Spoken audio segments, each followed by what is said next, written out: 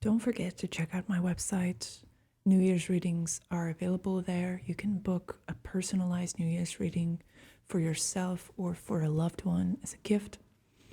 See you there. Hello and welcome to another monthly lottery.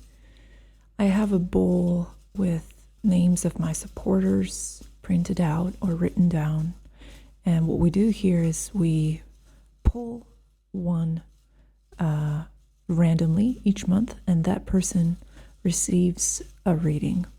So this is what we're going to do now. And if you're interested to join the next one, please check out the description below. And we have a jumping name. So let's see who the reading is for today. And it's Michael D. Congratulations, Michael D. Let's get to your reading.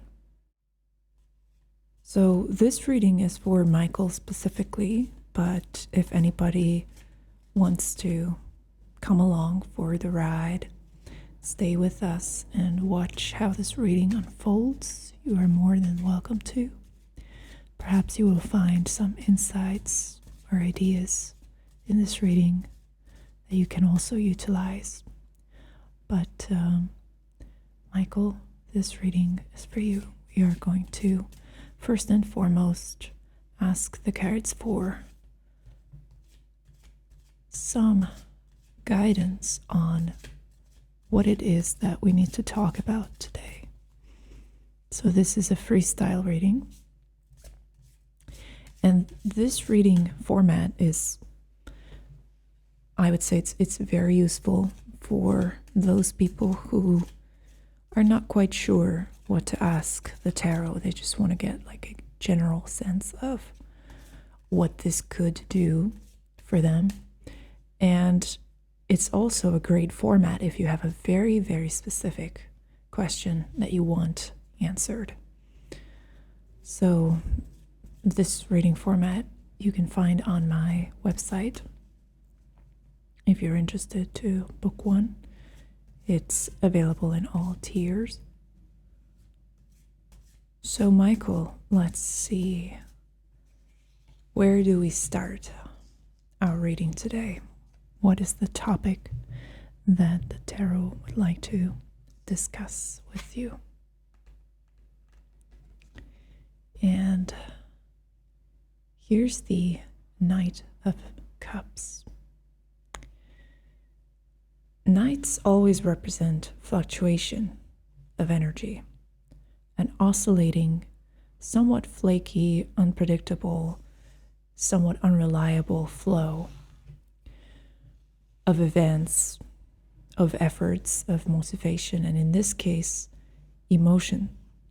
So the Knight of Cups refers to that part of yourself which is still somewhat stuck in that angsty, teenager-like attitude or that sort of perspective that I don't want to trivialize it or make fun of it at all.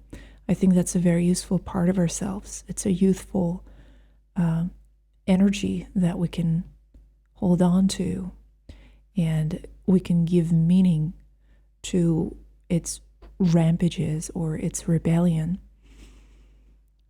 But at any rate, this represents emotional energy which is kind of all over the place. It's relentless, it's restless, it makes it up as he goes. He likes to daydream and take steps at the dark. It doesn't really have a plan.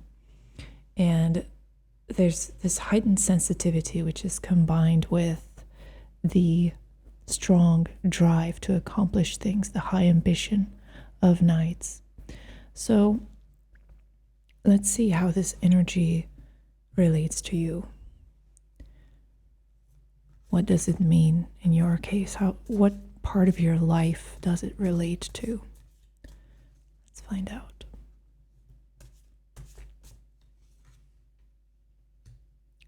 The Two of Wands.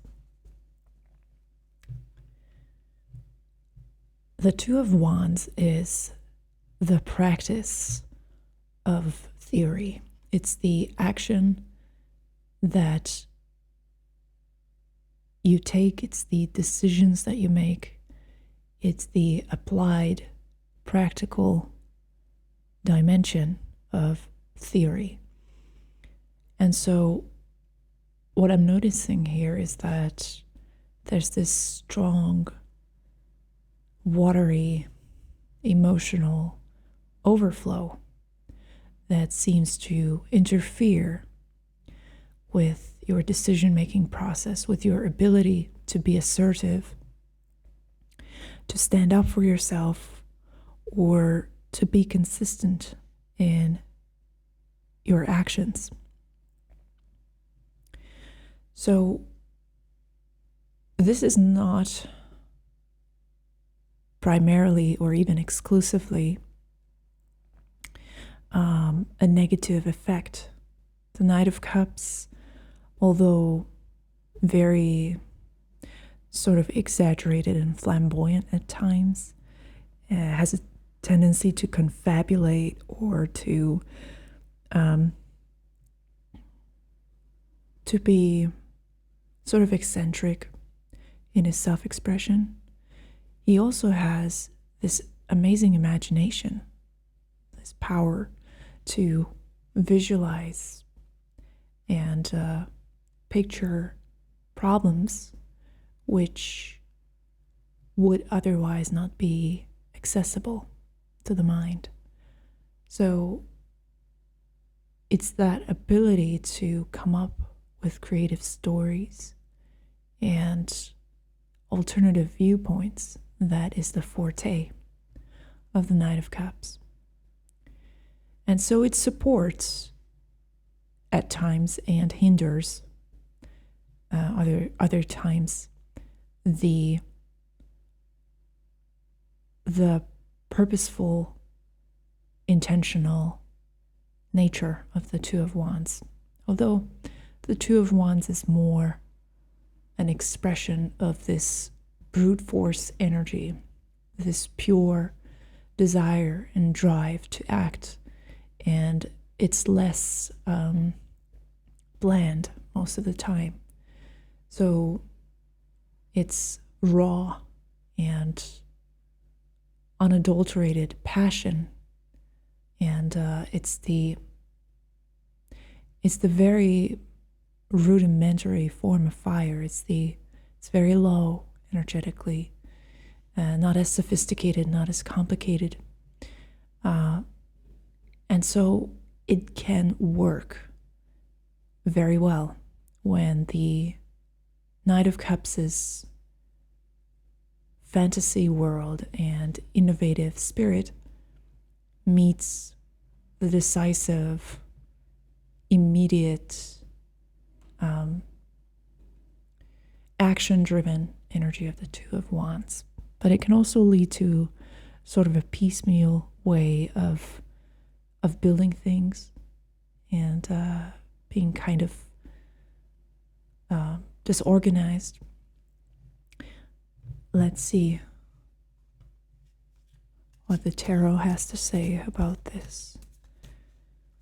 So how do you make sure that these two don't interfere with one another in unproductive ways, but rather that the Knight of Cups has a sort of an invigorating, stimulating effect on the Two of Wands? So how do you do that? And here's the Ten of Cups. Okay. So definitely this emotional, sentimental energy is necessary nowadays in your life. This is not something that you can deny or ignore. In order for you to have the motivation, the stamina, the sort of the decisiveness to swing into action, it's necessary that you are emotionally connected on a very high level. It's the Ten of Cups is sort of message that going at it alone by yourself as an individual is going to lead you astray. So you need to be checked and supported and fed emotionally by other people in order to not get lost in the labyrinth of the Knight of Cups' eccentricities, and to be able to focus, to concentrate your energy, your life force in a productive way.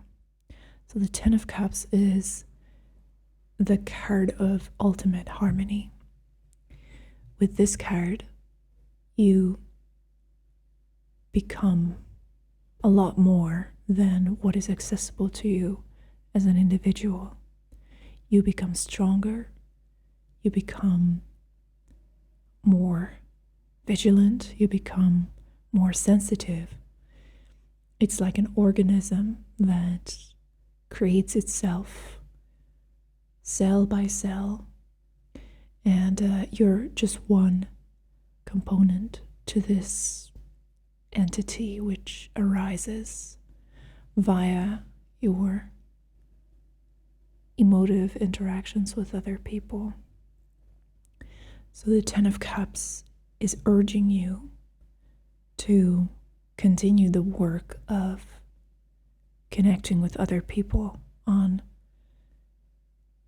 a strictly emotional basis. So this is not about business or about finances. It's more, so much more about showing yourself, making yourself vulnerable, and accepting the vulnerability of other people, and generating this fabric, this network around you of people who are emotionally tuned into the ebbs and flows of emotion in you, people who harmonize with you willfully, intentionally, and voluntarily.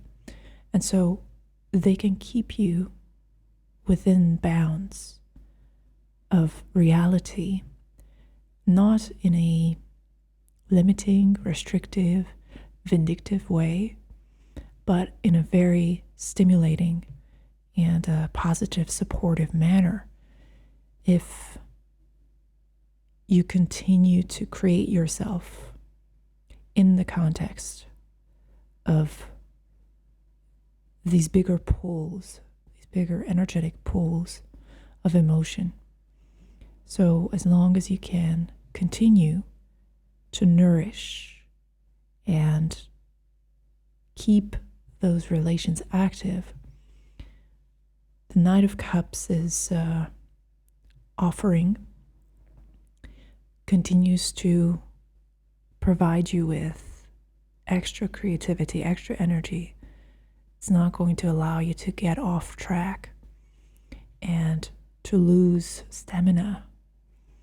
So tapping into your more vulnerable, softer side is absolutely necessary in order for you to be able to create actively.